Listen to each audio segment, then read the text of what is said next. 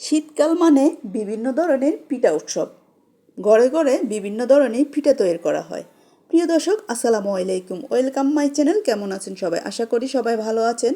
আজকে আপনাদের সাথে শেয়ার করব খুব ইজিলি আর খুব সুন্দর ফুলকো ফুলকো চিতই পিঠা।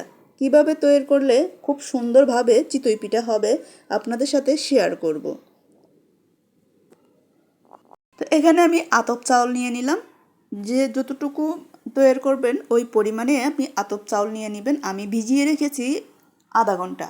ভিজিয়ে এখন আমি ভালোভাবে পরিষ্কার করে ধুয়ে নিয়েছি। এখন ব্লেন্ডার জারে দিয়ে আমি ব্লেন্ড করে নিব। একবারে মিহি করে ব্লেন্ড করে নিতে হবে, যাতে কোনো দানা দানা ভাব না থাকে। খেয়াল রাখতে হবে যাতে মিহি হয়ে যায়, একটু দেখে নেবেন। তো এখানে আমি এখন একটা বাটির মধ্যে ঢেলে নিলাম। দেখুন কত ঘন আছে। তো যেহেতু বেশি ঘন, একটু পানি দিয়ে আমি আরও একটু পাতলা করে নিব। বেশি ঘন হলে পিঠাটা দেখতে সুন্দর হবে না। তো আমার এখানে দিয়ে দিব স্বাদ মতো লবণ। আপনারা কম বেশ করে তৈরি করলে কম বেশ সব কিছু বেশি ব্যবহার করবেন, কম যদি তৈরি করেন কম কম ব্যবহার করবেন। এখানে আমি স্বাদ মতো লবণ দিয়ে দিলাম আর দিয়ে দিব সামান্য পরিমাণ পানি দিয়ে একটু পাতলা করে নিব। দেখুন কতটুকু ঘনত্ব, একবারে বেশি পাতলা করা যাবে না, নয়তো বা পিঠাটা ঠিকভাবে হবে না। এখন আমি চুলায় চলে যাব। একটা লোহার কড়াই বসিয়ে দিয়েছি। কড়াইটা একটু গরম হয়ে আসছে। এখন আমি যত বড় তৈরি করব আমি ওই পরিমাণ এখানে ডোটা দিয়ে দিব। দেখুন প্রথমটা কি সুন্দরভাবে ফুলেছে। প্রথম পিঠাটা একটু কম ফুলবে, এতে ঘাবড়াবার কিছু নেই। এখন আমি দিয়ে দিব দ্বিতীয়টা দিয়ে আমি আবারও আপনাকে দেখিয়ে দিচ্ছি কতটুকু ফুলকো ফুলকো হয়েছে। কারণ এখানে আর কোনো কিছুই ব্যবহার করার প্রয়োজন নেই, যেহেতু আমি নতুন করে সব কিছু তৈরি করেছি। দেখুন দ্বিতীয়টা কতটুকু ফুলেছে, খুব সুন্দর সফটলি হয়েছে। এভাবে তৈরি করবেন, দেখবেন খুব সুন্দর সফট এবং ফুলকো ফুলকো হবে। এখন আমি আরেকটা দিয়ে দেখিয়ে দিব। আর শুকনো তৈরি করলে আরেকদিন আমি শুকনো তৈরি করে দেখিয়ে দিব কতটুকু কিভাবে তৈরি করতে হয়। তো আমি যেহেতু এখন সবগুলো কাঁচা ব্যবহার করেছি বা নতুন করে সব কিছু তৈরি করেছি, দেখুন কতটুকু ফুলকো ফুলকো হয়েছে। এভাবে তৈরি করবেন, দেখবেন অনেক সুন্দর হবে। আমি তৈরি করেছি আমি গ্যাসের চুলায়, আপনারা মাটির চুলায় তৈরি করলে আরও সুন্দর হবে এবং মাটির পাতিলে আরও সুন্দর হবে। তো আমি এখানে চুলায়, এই যে দেখুন কতটুকু ফুলকো ফুলকো হয়েছে। আমি এখন এক চুলায় দুধ বসিয়ে দিলাম 2 লিটারের মতো। সাথে দিয়ে দিব কয়েক টুকরো দারচিনি আর 2-3টা এলাচ। দারচিনি আর এলাচের গন্ধটা খুবই সুন্দর একটা ফ্লেভার আসবে। এখন বলক আসা পর্যন্ত অপেক্ষা করব, ভালোভাবে জাল করে নিব যাতে একটু ঘন হয়ে আসে। আমি 2 লিটার দুধের সাথে হাফ কাপ পরিমাণ গুঁড়ো দুধ ব্যবহার করেছি। ওটা অফ স্কিনে আমি সবগুলোর সাথে ভালোভাবে মিশিয়ে নিয়েছি।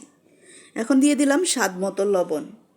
লবণটা একটু কম ব্যবহার করবেন, বেশি লবণ হলে খেতে ভালো লাগবে না, তাই টেস্ট অনুসারে আপনারা লবণ ব্যবহার করবেন। এখন বলক আসা পর্যন্ত অপেক্ষা করব। ভালোভাবে যখন বলক এসে গেছে, এখন আমি দিয়ে দিব এখানে নারকেল। আমার ফ্রোজেন করা নারকেল ছিল, তাই আমি ফ্রোজেন করা নারকেল ব্যবহার করেছি। আপনারা চাইলে নতুন নারকেল কুড়িয়ে ব্যবহার করতে পারেন। আমি 1 কাপ পরিমাণ নারকেল ব্যবহার করেছি। নারকেল যত ব্যবহার করবেন তত খেতে কিন্তু অনেক ভালো লাগবে। এখন দিয়ে দিব আমি গুড়। এখানে আমি খেজুরের গুড়টাই ব্যবহার করেছি, আপনারা চিনি দিয়ে ব্যবহার করতে পারেন। তবে শীতের দিনে খেজুরের গুড় দিয়ে যে কোনো পিঠা খেতে খুবই ভালো লাগে। তা আমার গুড়টা দেওয়া হয়ে গেল। এখন ভালোভাবে যখন বলক এসে গেল, এখন আমি এক এক করে পিঠাগুলো দিয়ে দিব। পিঠাগুলো দিয়ে বলক আসার সাথে সাথে আমি চুলাটা অফ করে দিব, নয়তো বা পিঠাগুলো একবারে ভেঙে যাবে।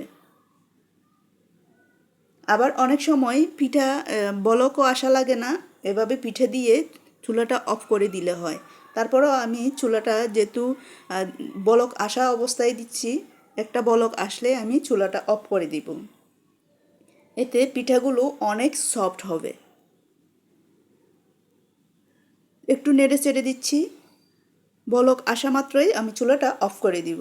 বেশি বলকানো যাবে না, বেশি সিদ্ধ করা যাবে না, নয়তো বা পিঠাটা ভেঙে যাবে। তো আমার বলক এসে গেছে, আমি চুলাটা অফ করে দিয়ে ঢাকনা দিয়ে রেখে দেবো 2 ঘন্টার মতো। 2 ঘন্টা পরে ফিরে আসলাম, দেখুন সবগুলো কি সুন্দরভাবে ভিজে গেল, একবারে সবগুলো ভিজে টুপটুপু হয়ে গেল। এখন আমি একটা আপনাদেরকে দেখিয়ে দিব কতটুকু সফট হয়েছে, আর খেতে কিন্তু অনেক মজার হয়েছে।